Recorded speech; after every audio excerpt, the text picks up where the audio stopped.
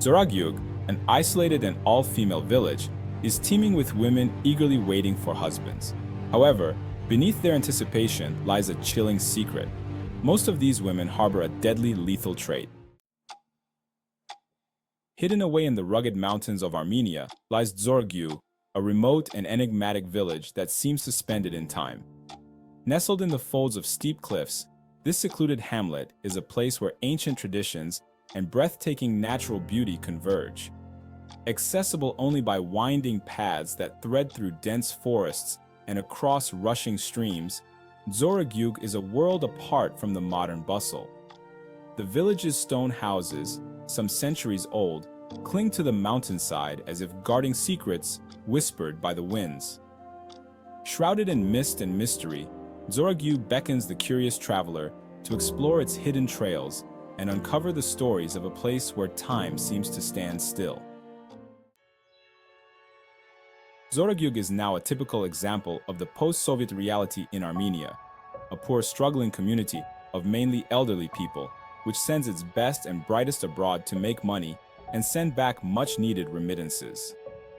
Though GDP is now growing at a healthy rate, Armenia's economic development following the breakup of the Soviet Union has been hampered by its geographical isolation, with both its eastern and western borders with Azerbaijan and Turkey respectively closed since the early 1990s following the war in Nagorno-Karabakh. Unlike its northern neighbor Georgia, which underwent rapid modernization following the so-called Rose Revolution of 2003, and whose tourist industry is experiencing a boom, Armenia has seen large-scale emigration and stagnant politics. With around 5,000 Russian troops stationed near the Turkish border and at Yerevan's airport, the republic remains very much tied to Russia, with which it collaborates economically through the Eurasian Economic Union. Like other former Soviet republics, whose economies have struggled to modernize, Armenians continue to seek employment in Russia and other wealthier parts of the former Union. Dzoragyugh's young men make the annual journey to Siberia and other parts of eastern Russia to work on construction sites and road-building projects. In the local dialect, these people are known as Kupan, or workers who travel far to work on barren islands. The village's older residents, who are too old or frail to seek employment abroad, while away their days in tea houses, playing backgammon or dominoes, and looking after their grandchildren, whose parents are absent for long periods of time. As a legacy of the Soviet Union's demanding education system, many of these retirees have extensive qualifications, which have become obsolete in the new economic reality. Dzoragyugh's older residents count an astrophysicist, a sculptor, and a theater director among them. When government heating subsidies dried up in the 1990s, poor villagers like the people of Dzoragyugh started to cut down the adjoining forests to get through the bitterly cold winters. This has left the surrounding landscape devoid of trees, dusty and windswept. Like many small rural communities in the country, Dzoragyugh now faces an uncertain future as those returning from working abroad find little to keep them in their native villages.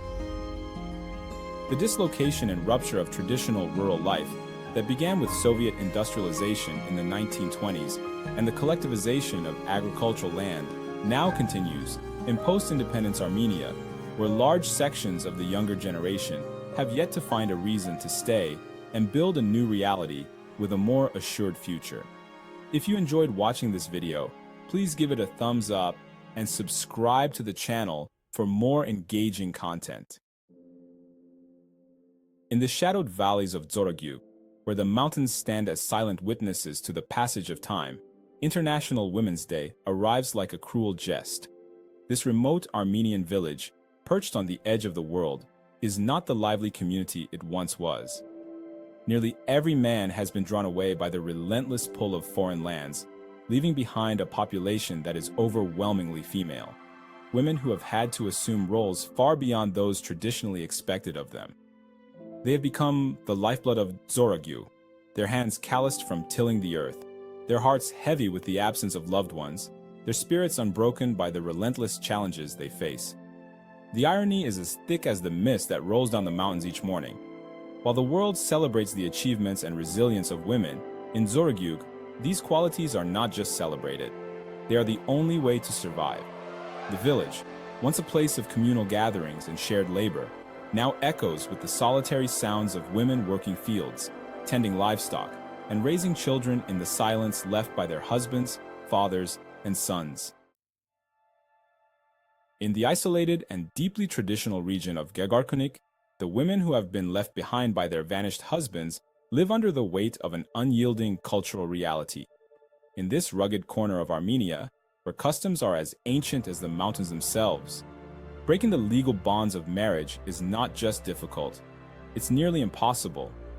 The idea of a woman seeking a new life after her husband has abandoned her is not merely frowned upon. It is strictly forbidden by an unwritten law that governs the community. Especially if there remains even the slightest chance that the husband is still alive, the thought of remarriage is unthinkable. In Gegarkunik, tradition holds these women in a tight grip, dictating that their loyalty must remain steadfast, regardless of the years of loneliness or hardship they endure. These women, who have taken on the roles of both mother and father, who toil endlessly to keep their families and communities intact, are trapped in a paradox. Their strength and resilience are admired, yet their personal desires and needs are suppressed.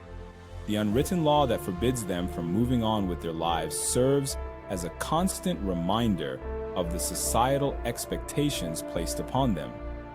In a place where reputation and honor are paramount, the idea of breaking these ancient bonds is not just a challenge, it's an impossibility. Even as the world around them changes, the women of Gegarkunik remain bound by invisible chains, living lives dictated by a legacy of unwavering fidelity and enduring sacrifice. In the rugged and remote highlands of Gegarkunik, economic survival is a battle against the elements, time, and history itself. For the men of this region, the options to build a life and stay rooted in their ancestral land are as scarce as they are grim. Farming, the traditional backbone of rural Armenian life, offers little hope here. In Gegarkunik's 49 highland villages, the earth is unforgiving, and the winters are relentless, often stretching for 6 long months. The harsh climate, coupled with the mountainous terrain, makes agriculture a losing game where the yields are meager and profits are nearly non-existent. The industrial lifeline that once provided an alternative to the harshness of the land has long since vanished. The Soviet-era factories that once hummed with activity, offering steady employment and a semblance of economic security, have been silent for decades. With their closure, the last flicker of local opportunity was extinguished, leaving the men of Gegarkunik with little choice but to look beyond their borders for a means to support their families. Faced with this bleak reality, the exodus from Armenia has been staggering. Since 1991, an estimated 1.1 million people have left the country, driven by the desperation to find work and provide for those left behind. This mass migration has transformed the landscape of villages like Gegarkunik, where the absence of men is felt in every empty field and every quiet home. Yet, the remittances sent back by these labor migrants have become a lifeline for the nation. Remarkably, these funds now surpass Armenia's annual government budget by 10%, a testament to the enduring connection between those who have left and the country they once called home. But this economic lifeline comes at a steep cost. The departure of so many has hollowed out communities, leaving them struggling to maintain their cultural identity and sustain daily life. The men who leave are not just workers, they are fathers, husbands, sons, the fabric of the community itself. Their absence reverberates through the villages, creating a landscape marked by both physical and emotional voids. The promise of opportunity abroad may offer financial relief, but it also deepens the wounds of separation, as families are torn apart by the necessity of survival. In Gegarkunik, the choice to leave is not one of desire, but of desperation, a last resort in a region where the land has turned against those who once thrived upon it. In the secluded village of Dzoragyugh, a new fear has taken root among the women left behind. As their husbands toil in distant Russian cities, the worry that these men might establish second families abroad gnaws at the hearts of the women who remain. The fear is not unfounded. Stories of men abandoning their Armenian wives and children for Russian girlfriends are whispered from one household to the next. Every morning and evening, the women anxiously dial their husbands' numbers, seeking reassurance in their voices, but finding only the constant dread of what might be happening so far away. The allure of Russia, with its promises of beauty and a different life, casts a long shadow over their marriages, making each day a test of endurance and trust. For the women of Dzoragyugh, the uncertainty is suffocating.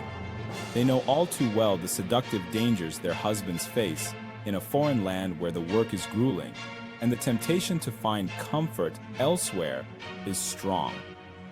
The knowledge that many of their friends' husbands have already set up second families in Russia only deepens the anxiety. These men, drawn by the allure of a different life, often return home only when age and exhaustion have taken their toll, seeking solace in the very families they once abandoned.